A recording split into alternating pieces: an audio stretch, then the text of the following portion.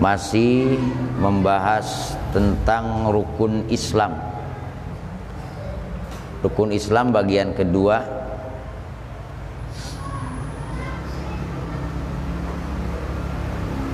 Halaman 5 di kitab itu ada ya. Bismillahirrahmanirrahim.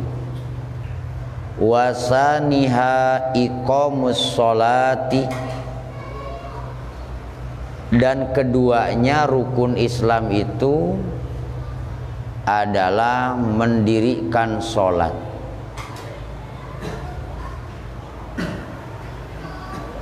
Ini udah hafal ya rukun Islam. Kemarin sudah syahadat. Yang keduanya adalah apa?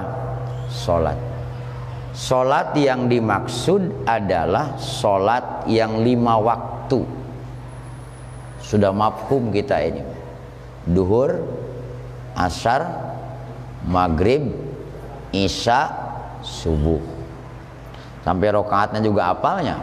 Nah. Sholat itu wahiyya afdolul ibadatil badaniyatid dhahirati.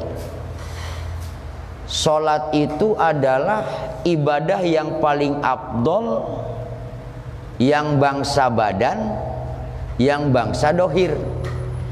Jadi ibadah dohir badaniyah, artinya badan itu yang dilakukan oleh anggota badan, paling afdol adalah apa? Sholat. Dibanding dengan haji juga afdol apa? Sholat. Ibadah badaniyah yang dohir. Disemutnya juga apa? Tiang agama ya. As-sholatu imaduddin, kan gitu ya. Paman tarokaha faqad paman aqomaha faqad aqomaddin, waman tarokaha faqad hadamaddin. Tuh tiang agama. Nah, pantesan kadang-kadang berat melakukannya ya, karena paling afdol ibadah badan yang bangsa dohir adalah apa? Sholat. Wa ba'daha as-saumu, setelah sholat puasa. Nah, jadi tahapannya itu apa? Pertama, ibadah badan bangsa dohir yang paling afdal itu apa? Sholat.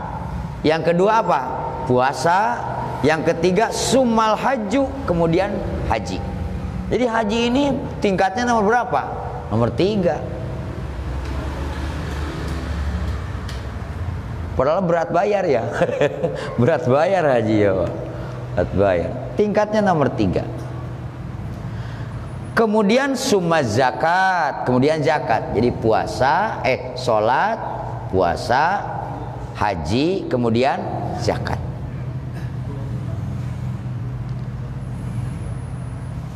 Paling utama. Makanya sampai anak kecil saja harus diperintah apa? Sholat. Didik 7 tahun itu harus sudah diperintah apa? Sholat. Nah, kerjaan kita nih orang tua di rumah itu kalau punya anak, ya pertama diajarkan bacaannya, ya kan? Bacaannya. Kalau bapaknya nggak bisa ya nyari buku lah ya, ambil baca ya. Tapi kalau sekarang mah ada itu tuh sajadah yang ada kasetnya tuh buat anak kecil ya. Tahu berapa duit itu? Kayak suaranya juga suara-suara anak yang di TV begitu tuh. Enak banget tuh ngajar ya. Tapi harus didampingi. Saya punya cucu kalau belajar sholat pakai itu tuh kan bacaannya pelan. Subhana rabbiyal adzim wa bihamdi. Dia ikut sujud. Tapi karena 3 kali itu pelan bacaannya, lambat, ngomongnya apa? Lama banget katanya gitu ya. Lagi sujud ngomong lama banget katanya sujudnya. Nah gitu, insyaallah. Dah itu. Fafarduha afdalul faraidi wa nafluha afdalun nawafili. Maka sholat itu pardunya paling afdol di antara pardu-pardu. Dibandingkan dengan pardu-pardu yang lain, sholatlah yang paling afdol keparduannya. Sunatnya dibandingkan dengan sunat-sunat yang lain, Maka kata di sini afdholun nawafil, sunatnya pun paling afdol di antara sunat. Jadi keparduan sholat itu paling afdol, kesunahan sholat itu paling afdol. Masya Allah. Makanya usahakan jangan meninggalkan qobliyah ba'diyah ya. Qobliyah ba'diyah, ya kan? Kemudian duha, tahajudnya, awabin. Nah, banyaklah sholat sunat. Sholat sunat terbit matahari itu apa namanya? Syuruk. Makanya kalau orang-orang yang rajin ibadah mah kalau habis subuh tuh tidak pulang dulu, ya kan? Beres wiridan subuh tuh dikira apalah gitu ya di masjid, baca Quran. Nunggu apa tuh? Nunggu syuruk, nunggu terbit matahari. Ada sholat sunat itu 2 rakaat. Nah, istimewakan lah ya, karena pardunya paling afdol, sunatnya pun sholat itu paling afdol. Lagian mau ngapainnya udah tua mah ya, ini sholat aja ya, sholat sunat, insyaallah. Nah, banyak witir kan, sholat malam. Wala yu'dharu ahadun fi tarkiha madama aqilan, dan tidak ada udur, tidak ada keringanan, tidak ada toleransi. Siapa? Ahadun, satu orang pun, fitarkiha madama aqilan, dalam meninggalkan sholat selagi ia punya akal. Tidak ada keringanan bagi siapapun, tidak ada toleransi kepada siapapun, ya kan? Untuk apa itu? Bagi siapapun yang meninggalkan sholat selagi ia punya akal. Kan cuma 2 nanti di dalam kitab ini dibahas. Cuma 2 udur sholat itu. Pertama karena lupa, benar-benar lupa. Yang kedua karena tidur, kepulesan tidur. Itu a'darus sholat, udurnya itu. Itu pun dikodok kan ya kita ya. Selain itu mah tidak ada udur. Makanya kalau bepergian jauh bisa dijamak kan gitu, atau dikosor. Sampai kita ke Mekah naik pesawat pun ada sholat yang disebut lihurmatil wakti, menghormat waktu, sambil duduk sholat. Padahal nanti sholat lagi ya, karena tidak sah sholat di pesawat kan. Wudunya juga cuma apa? Tayamum ke jok kapal kita. Tapi nanti sholat begitu turun. Kenapa itu sholat di pesawat? Karena lihurmatil wakti, menghormat waktu. Saking tidak ada celah bagi seseorang untuk meninggalkan apa? Sholat.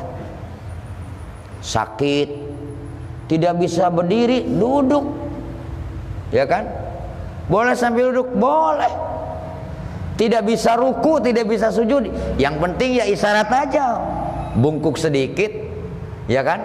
Bagian ruku Allahu Akbar, bungkuk sedikit sami Allahu liman hamidah. Sujudnya nggak bisa sujud, bungkuk aja. Itu kalau tidak bisa berdiri. Duduk tidak kuat sambil tidur. Tidurnya boleh terlentang, kepala ke timur, kaki kemana? Ke arah kiblat. Atau kalau mau miring, kepalanya ke arah kanan, kakinya ke arah kiri supaya madep kemana? Kiblat. Sebisanya. Yang penting masih bisa bacaan apa? Sholat. Sudah tidak bisa bacaan tapi dia masih berakal, hatinya itu masih bisa membedakan bacaan. Yang penting akalnya masih sehat, masih ingat. Hati saja yang bacaan. Kalau mulut memang rapat karena panas dalam nih mulutnya nih, tidak bisa bacaan. Ini artinya tidak ada celah untuk kita meninggalkan apa? Sholat. Masya Allah, Rabbi ya Karim. Wa amal ibadatul badaniyatul qalbiyatu, adapun ibadah badan yang bangsa qalbi, hati. Kan tadi mah dohir ya, fisik. Ini mah hati. Apa itu? Kal imani wal ma'rifati wat tafakkuri wat tawakkuli was sabri war rajai war ridha bil qada'i wal qadari wa mahabbatillahi ta'ala wat taubati wa tatahhuri minar radzaili katomai wa nahwihi. Banyak juga nih kerjaan hati. Apa saja? Ibadah hati, ibadah badan bangsa hati. Satu, iman.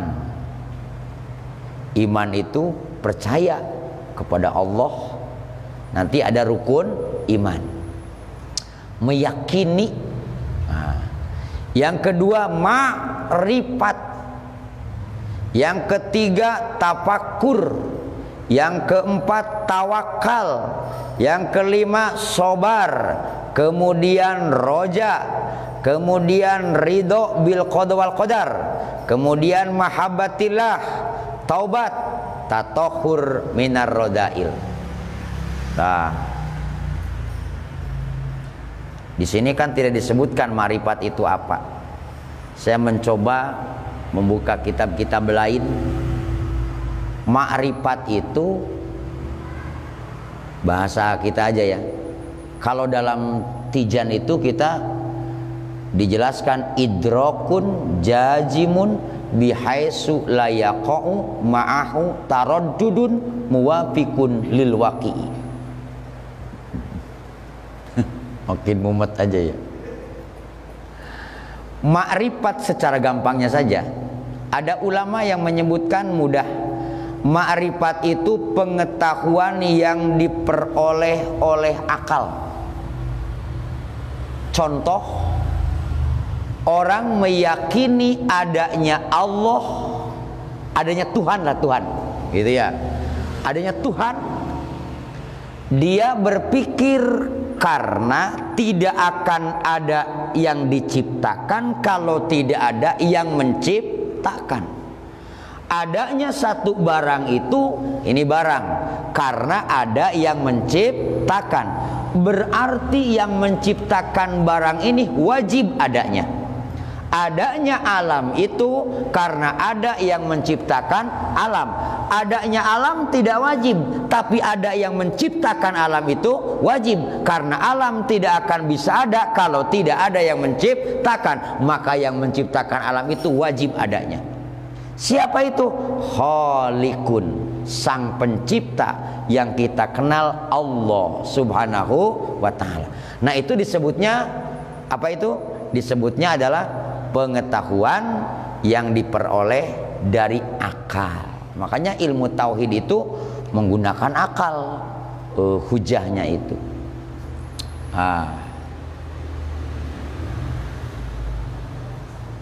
Ada yang disebut tasawuf ma'rifat. Apa itu?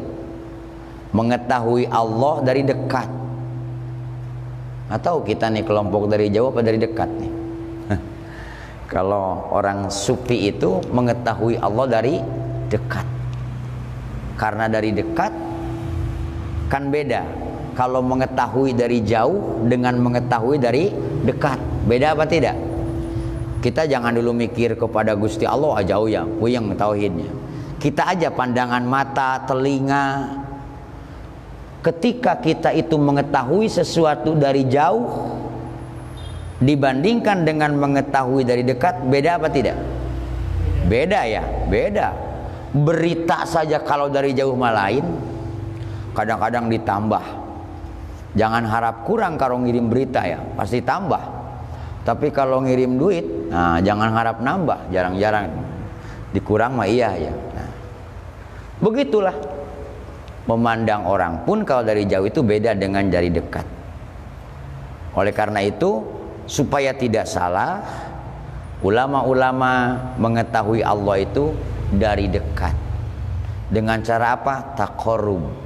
Dia menggali dulu ilmunya, bagaimana agar dekat dengan Allah. Bahkan dengan ma'rifat seorang sufi dapat melihat Allah melalui hatinya. Wah, Masya Allah. Bukan hanya di akhirat tapi di mana? Di dunia, dengan hati bukan dengan mata. Allah Rabbi ya Karim. Kalau orang yang sudah merasa dekat dirinya dengan Allah, merasa dilihat terus oleh Allah, mana mungkin berani berbuat macam-macam ya? Karena dia sadar tidak ada detik yang kosong dari pandangan Allah Subhanahu wa ta'ala.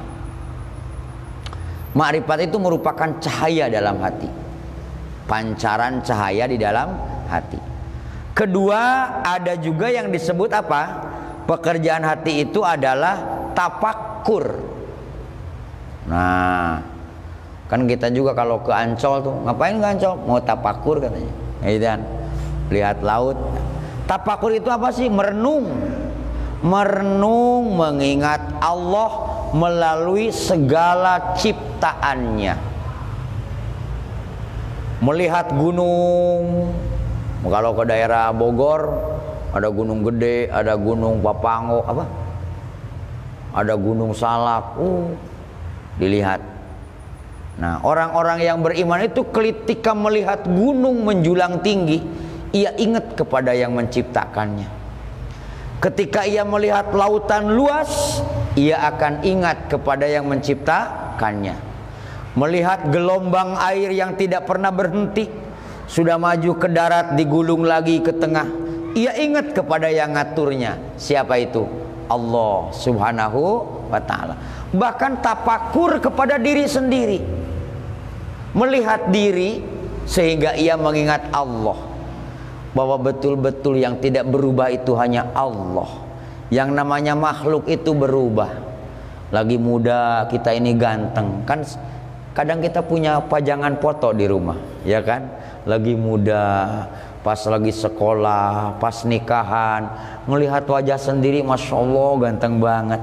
Begitu lihat foto zaman sekarang, ya Allah, dulu gagah jalan juga ya, petang-tang, peteng-teng. Sekarang jalan juga udah kayak mau copot bautnya, kayak motor rusak seblekernya ya, Masya Allah. Nah, tafakurkan diri itu.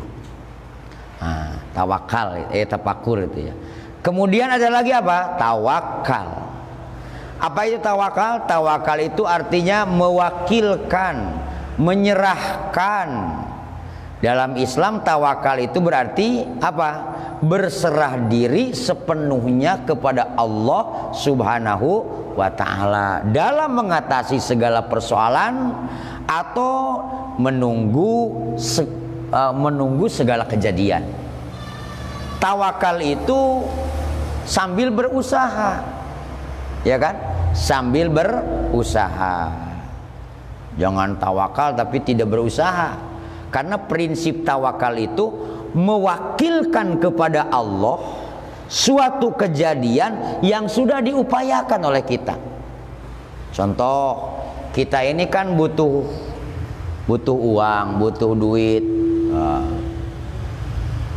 Kata orang, tawakal aja kepada siapa? Allah. Usaha dulu. Karena prinsip tawakal itu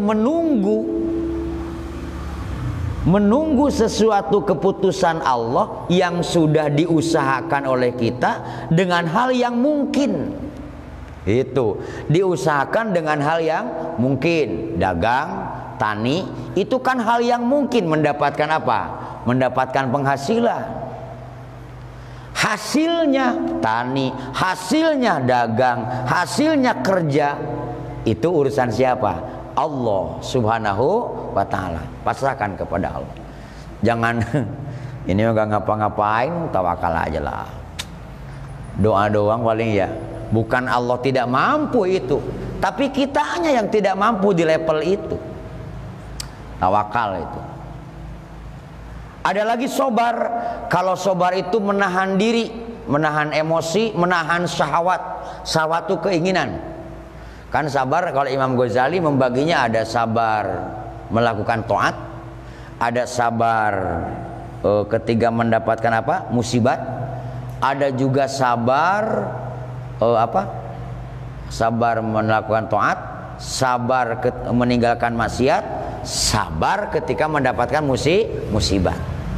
Nah, menahan diri, tidak emosi. Menahan diri ya. Itu sabar namanya. Termasuk menahan diri dari syahwat, keinginan yang tidak terjangkau. Lah kita itu kan bisanya punya banyak hutang itu karena tidak sabar. Punya keinginan, tidak sabar padahal tidak mampu. Jadi ngutang. Kan gitu ya. Pingin punya HP bagus nih, duit nggak ada, ya kan? Tapi nggak sabar, keinginannya tuh udah pengen punya banget, ngutang.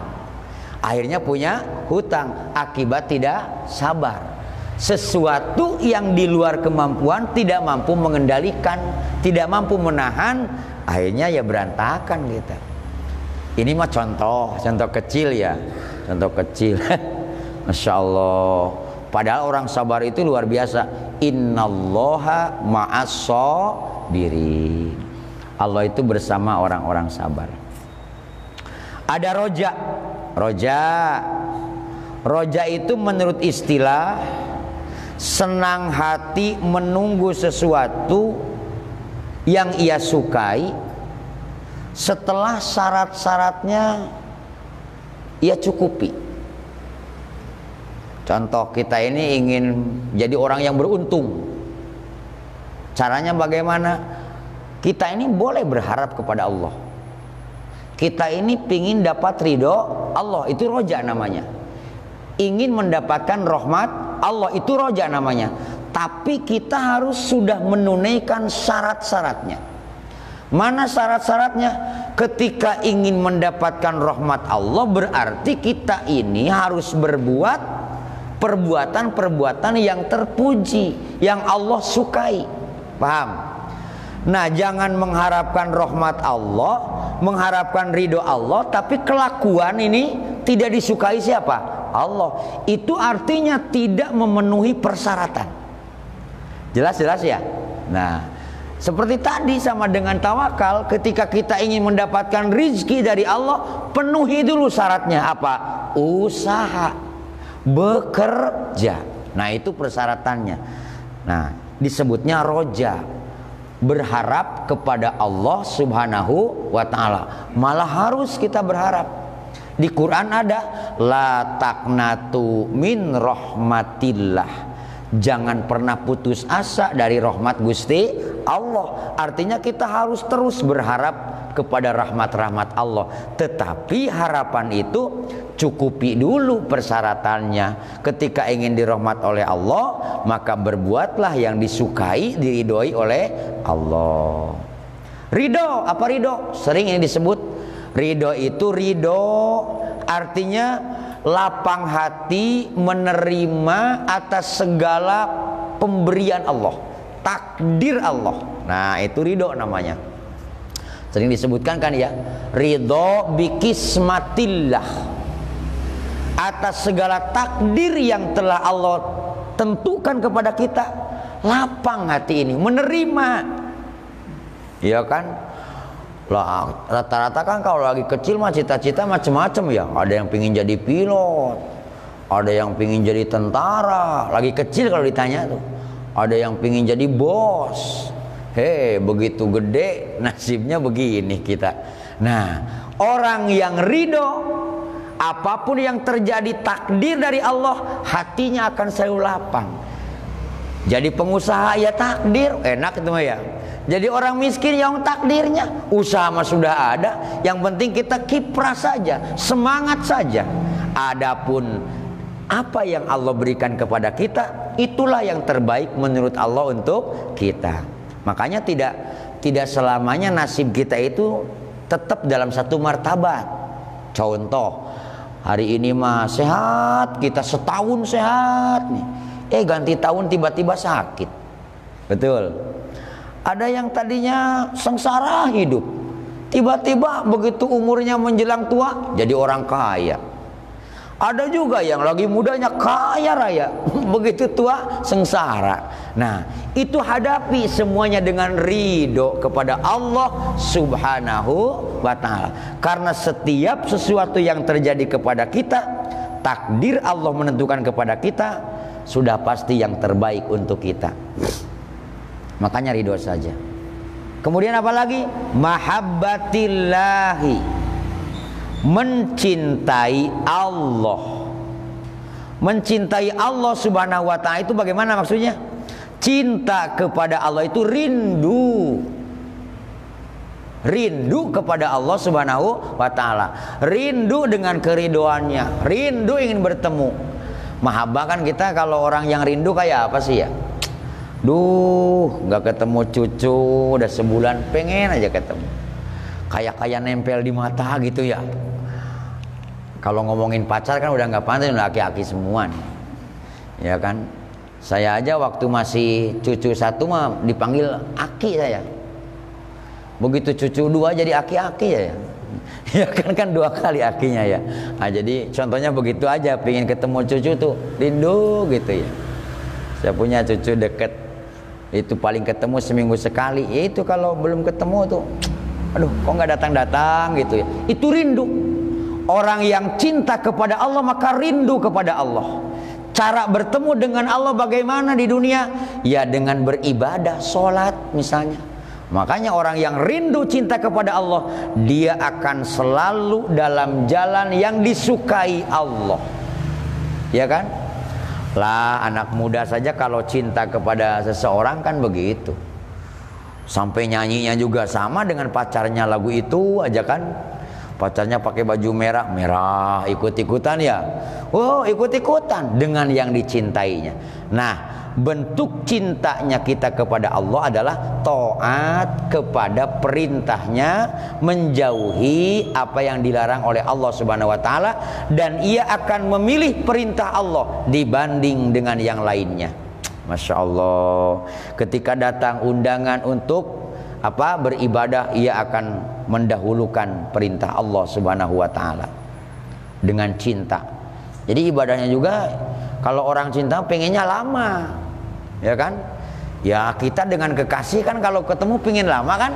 Nah, ketika orang itu sudah menjadi merasa cintanya kepada Allah, kekasihnya itu Allah, maka dia pengen lama-lama dengan Allah. Sholatnya pengen lama, zikirnya pengen lama. Bahkan ketika meninggal dunia pun ia berbicara kepada ahli warisnya, berbicara kepada orang-orang di sampingnya, jangan tangisi aku, karena aku ini akan bertemu dengan kekasihku. Yakni siapa? Allah Subhanahu wa ta'ala.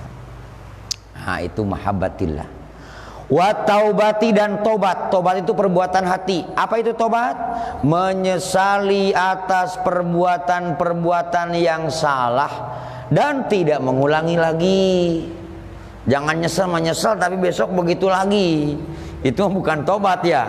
Harusnya apa? Merasa sedih, menyesali dan tidak mengulangi lagi perbuatan dosa. Itu namanya apa? Tobat. Yang disebut taubatan nasuha.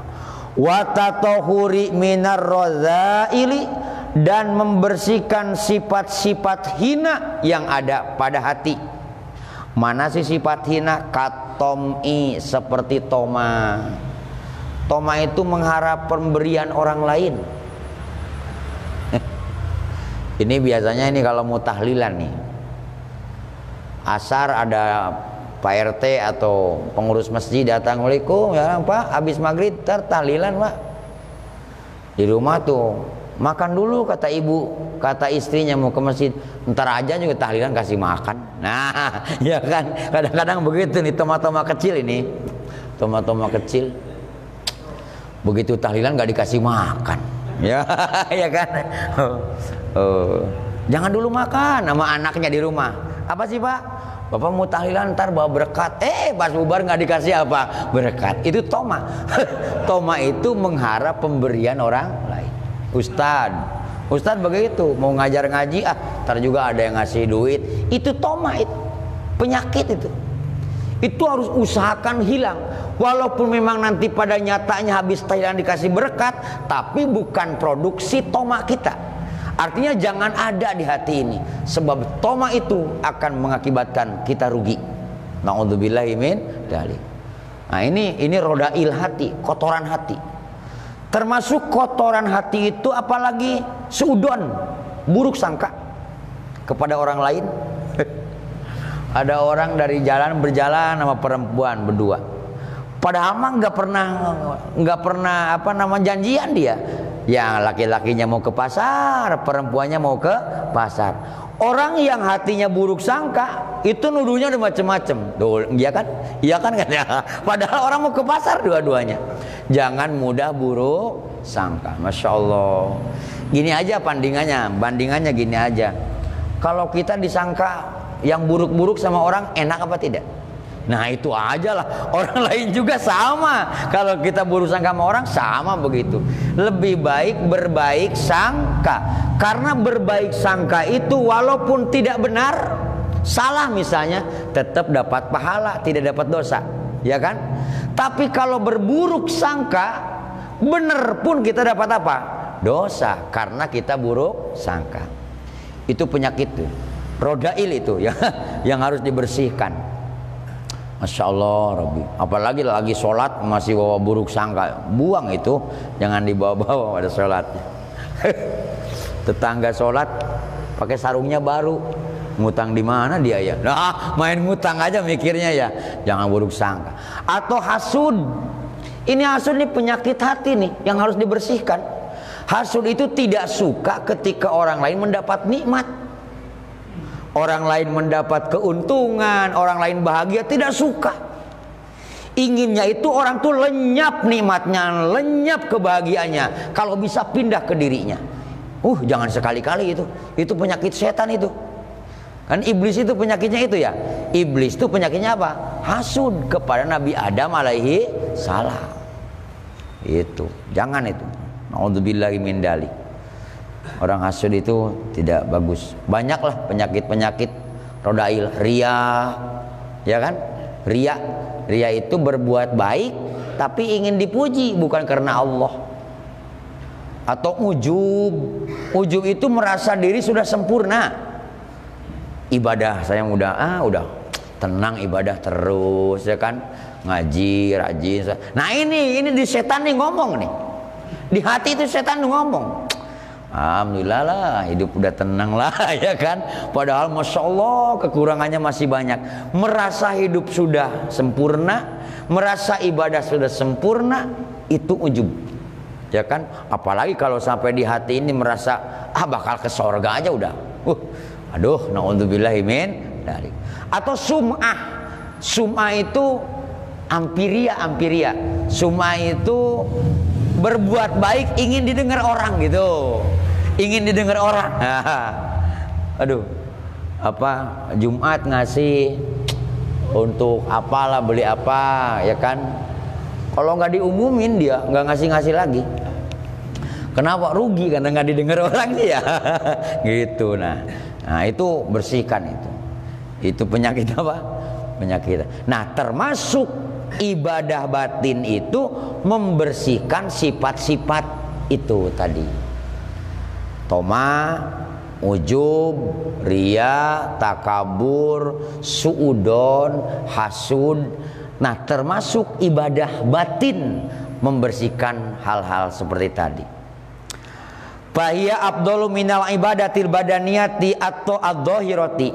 Bahkan iman, makrifat, tawakal, sabar, ridho, mahabbah, tobat, membersihkan penyakit hati itu lebih abdol daripada ibadah badan. Nah, ibadah batin yang tadi disebutkan dari iman, makrifat, segala macam tadi ya, itu lebih abdol daripada ibadah badan.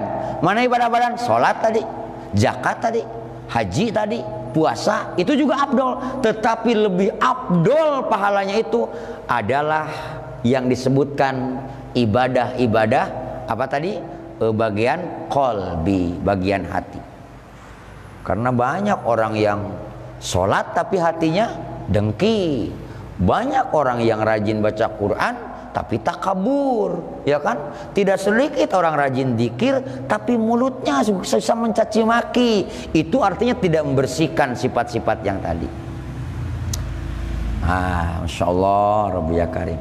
Mudah-mudahan kita dibimbing Allah Subhanahu wa Ta'ala untuk bisa bersih dari hal-hal yang buruk, bisa imannya sempurna, ma'rifat, tafakur, tawakal, sobar, roja, ridho, mahabbah. Hatta minas sholati, bahkan termasuk dibandingkan dengan sholat pun lebih afdol perbuatan-perbuatan hati yang tadi. Karena apalah artinya sebuah sholat kalau hatinya seperti tadi. Faqad waroda, telah datang dalam hadis, tafakkuru sa'atin afdolu min ibadati sitina sanah. Tafakur satu saat itu lebih afdol tibatan ibadah ketimbang ibadah 60 tahun. Melihat laut, subhanallah, sebegini luasnya, berapa liter ini airnya, ya kan? Wah, dengan segala macamnya dipikirkan. Lalu ia ingat kepada penciptanya, sampai ia meneteskan air matanya, merasa kecil di hadapan Allah dibandingkan dengan luasnya lautan, gedenya gunung. Aku ini apa? Istighfar dia, dengan baca tasbih dia. Nah, satu saat saja begitu, itu lebih afdol daripada ibadah 60 tahun. Masya Allah, tafakur tuh. Karena dibandingkan dengan ibadah 60 tahun yang tidak tafakur gitu, ya kan, yang tidak tafakur, ibadahnya malah sombongan gitu. Wa afdalul jami al imanu, adapun lebih afdolnya dari semuanya adalah iman. Karena kuncinya apa? Iman. Yang nanti rukun-rukun iman akan disebutkan pada pasal berikutnya. Faidatun, ini satu faedah. Qala jumhurul ulama, berkata mayoritas ulama, inna tafakuro ala khamsati aujuhin. Tafakur itu ada 5 bentuk. Tafakur itu ada 5 bentuk. Imma fi ayatillah wa yalzamuhu at-tawajjuhu ilaihi wal yaqinu bihi. Pertama adalah bentuk tafakur dalam tanda-tanda keagungan Allah. Ini yang pertama, tafakur atas ayat-ayat Allah, tanda-tanda keagungan Allah, tanda-tanda kebesaran Allah. Nah, wa yalzamuhu at-tawajjuhu ilaihi wal yaqinu bihi. Tafakur yang ini mesti memusatkan hati menghadap dan yakin kepada Allah. Yang tadi dicontohkan ini ya, melihat gunung, melihat laut, itu membutuhkan pemusatan hati kepada Allah. Masya Allah. Nah, ini kalau nggak dibimbing mah kita juga susah ini ya. Mesti dibelajar sama guru nih begini nih. Tiba-tiba tafakur pulang stres. Kenapa? Metodenya tidak tahu, caranya. Pentingnya berguru tuh begitu. Masya Allah, Rabbi ya Karim. Yang dimaksud tafakur dengan ayat-ayat Allah, tanda-tanda keagungan Allah itu adalah yalzamuhu at-tawajjuh ilaihi wal yaqin bihi. Ini penting sekali, mesti dengan memusatkan hati menghadap kepada Allah Subhanahu wa ta'ala. Banyak tanda-tanda kebesaran Allah, banyak. Tuh langit tuh, langit tidak ada tiangnya, digantung-gantung kemana coba tuh langit. Masya Allah, Rabbi ya Karim. Allah, segitu luasnya. Di situ ada bintang, ada matahari, ada bulan, bumi juga. Allah, Rabbi ya Karim. Kita pikir negara ini, dunia ini cuma se-Jakarta. Begitu kita ke Bogor, masih luas aja Bogor. Habis Jawa sampai ke ujung Madura, habis sampai ke ujung Sumatera, nyebrang masih ada lagi jagat. Allah, Rabbi ya Karim. Siapa yang menciptakan? Allah Subhanahu wa ta'ala. Au fi ni'matillahi, atau tafakur dalam nikmat-nikmat Allah, anugerah dari Allah. Wa yatawalladu anhu al-mahabbatu, ketika tafakur dengan nikmat-nikmat Allah maka akan timbul dari orang itu cinta kepada Allah. Mana nikmat hidup, mana nikmat napas keluar ke dalam, ini nikmat, ya kan? Ini nikmat. Menurut Allah napas itu nikmat kecil, menurut kita nikmat besar. Sebab tanpa napas ini, ingat zaman Covid, berapa beli napas tuh? Oksigen tuh. Ya Allah, orang pingin bernapas susah, beli oksigen tabungnya jutaan. Sedangkan oksigen pemberian Allah tiap hari gratis. Ini kan oksigen ya, tiap hari gratis kita menghirupnya. Dicekik sama Covid sekali saja, Masya Allah, dari mulut susah bernapas, dari hidung susah bernapas. Bagaimana orang tidak bersyukur kepada nikmat siapa? Allah. Tidak terukur pemberian Allah. Mata nih, makin tua makan pakai kaca begini ya. Lagi muda masa juga enggak, baca kitab kecil-kecil begini nih, wah jelas aja. Begitu umur nambah, Masya Allah, kalau nggak pakai keler nggak kelihatan. Ini mata nikmat. Bola mata ini diberikan kemampuan oleh Allah untuk membedakan mana warna putih, mana warna hijau, mana warna merah, kuning. Balon yang 5 tahu semua kita, iya kan? Ini mata ini. Dan begitu melihat lagi tidak perlu nanya. Sekali menyebut itu hijau, seumur hidup warna itu dia akan ingat. Ini warnanya apa? Hijau. Nikmat. Coba kalau mata ngebeleg-beg, semua yang dilihat putih semua, enak apa enggak? Lihat orang putih, lihat kambing putih, segala macam putih. Atau malah gelap, hitam semua. Kalau bukan pemberian Allah, kita tidak bisa melihat apa-apa. Nikmat yang luar biasa. Makanya mau sombong apa kepada Allah? Ibadah kita tidak cukup untuk menebus itu. Hanya Allah tidak minta ditebus semua itu. Yang penting mengabdilah kepada Allah, berimanlah kepada Allah. Nikmat. Makanya bagaimana kita tidak cinta kepada Allah? Karena apapun yang ada pada kita semata-mata hanya pemberian siapa? Allah Subhanahu wa ta'ala. Au fi wa'dillahi, atau tafakur dalam janji Allah. Yang mana Allah itu la tukhliful mi'ad, tidak pernah mengingkari janjinya.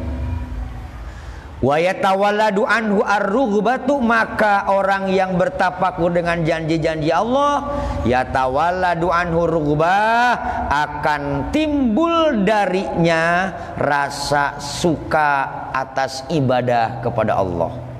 Karena Allah sudah janji. Orang yang bersedekah 1 diganti berapa? 10. Manja abil hasanati falahu asru amsaliha.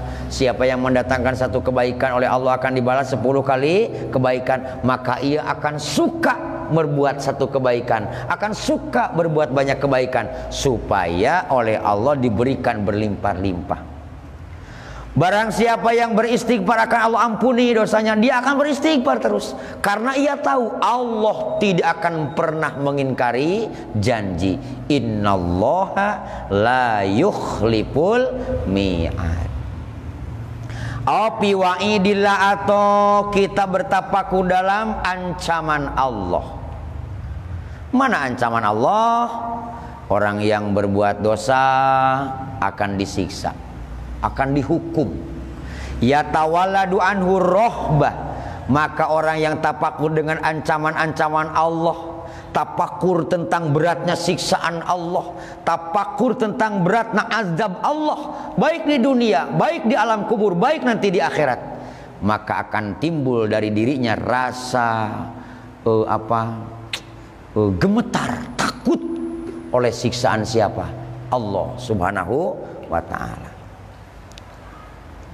Kudu dipercepat nih, udah jam 9 ya. Tadinya pengen sampai bab zakat nih, nggak mungkin selesai nih kalau begini caranya. Alfi taksi nafsi anit taati, atau tapakur dalam kecerobohan diri dalam taat kepada Allah. Ceroboh kita ini. Wudu asal wudu. Wudu mah wudu tapi asal. Kecepek. Nggak tahu. Sholat asal sholat. Bacaannya juga buru-buru amat. Mau kemana sih emang ya? Bismillahirrahmanirrahim. Aduh, mau kemana buru-buru? Kalau cinta kepada Allah itu kan berarti ingin lama dengan yang dicintai. Kenapa sholat itu tidak dinikmati saja? Dinikmati. Karena kita ini sedang dipandang oleh yang dicintai. Kita ini sedang menghadap kepada yang kita cintai. Kita ini sedang menghadap, sedang berbakti kepada zat yang berikan hidup, memberikan nikmat dan segala macamnya. Tetapi kita selalu ceroboh dalam ibadah kepada Allah. Nah, orang yang tafakur dengan kecerobohan dirinya dalam taat, yatawalladu anhu al-haya'u, maka akan timbul dari hatinya itu rasa malu oleh Allah. Ya Allah, diberikan rizki siang malam, kenikmatan tak terhingga, tapi kita tidak bisa taat yang benar. Ibadah pun kadang kita ini terpaksa malu sama orang, bukan karena lillahi ta'ala. Al-haya, maka timbul apa? Malu oleh Allah subhanahu wa ta'ala. Bil pati, dengan patah. Wal maddi, dan dimadkan. Haya'u. Wahwa, yang dimaksud haya, apa itu? Al-inkibadu wal inziwa. Yang dimaksud inkibad, inziwa itu adalah merasa tertekan, merasa terpojokan di hadapan Allah subhanahu wa ta'ala atas kecerobohan diri.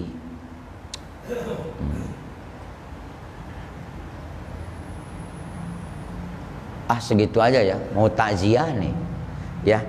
Insya Allah minggu depan mudah-mudahan panjang umur ya. Yang disampaikan semoga manfaat, kita diberikan panjang umur agar bisa ngaji lagi ya. Dan ibadah kita yang sudah dilaksanakan moga-moga diterima oleh Allah. Segala kekurangan, kekhilafan, kecerobohan kita moga-moga diampuni oleh Allah subhanahu wa ta'ala. Sama-sama kita istighfar. Astaghfirullah Rabbal baraya, astaghfirullah minal khataya, astaghfirullah Rabbal baraya, astaghfirullah minal khataya. Allahumma sholli wa sallim wa barik alaina, amin ya rabbal alamin. Allahumma inna nas'aluka ilman nafi'an wa amalan mutaqabbalan wa rizqan thayyiban min ghairi ta'abin wa la dhair. Allahumma barik fi auladina wa la tadurruhum wa wafiqna birrahum birahmatika ya arhamar rahimin. Rabbana ighfir lana wa li ikhwanina alladhina sabaquna bil iman. Rabbana innaka ra'ufur rahim. Rabbana atina fid dunya hasanah wa fil akhirati hasanah wa qina azabannar. Walhamdulillahi rabbil alamin. Wassalamualaikum warahmatullahi wabarakatuh. Maulaya sholli wa sallim